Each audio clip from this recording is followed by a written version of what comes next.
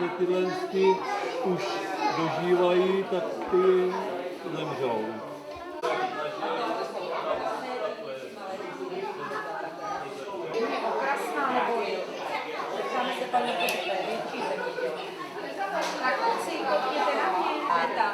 Je to dobrota, hošky? Dobrý. Tohle si tam sami takhle postaví. Jako bludiště. No, to mají bludiště, ale oni se v tom vyznají. Oni tam nezabloudějí.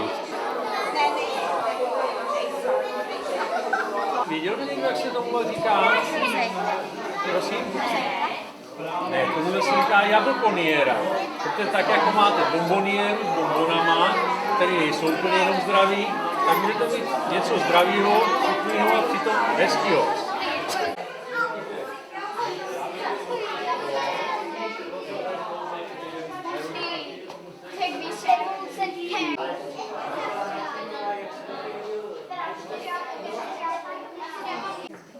Nevím, jestli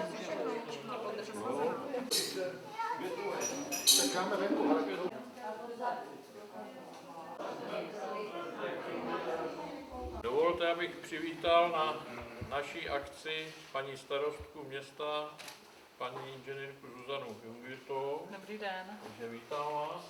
Tady kytička pro vás. Letos se scházíme již po 9., kdy vlastně naši včelaři představují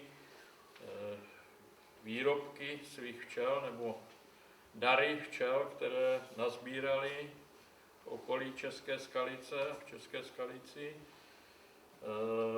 Letošní přehlídky se zúčastnilo 20 vzorků.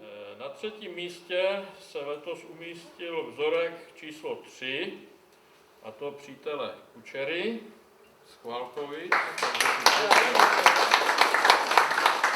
Získal 39 hlasů, takže gratuluji.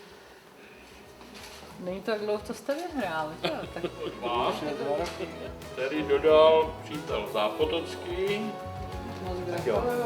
Vám dáte práci. To je spíš radost pro vás, jo? Asi tak, ale. Ochutnáváme nejlepší českoskalický, ne? Jsem to na to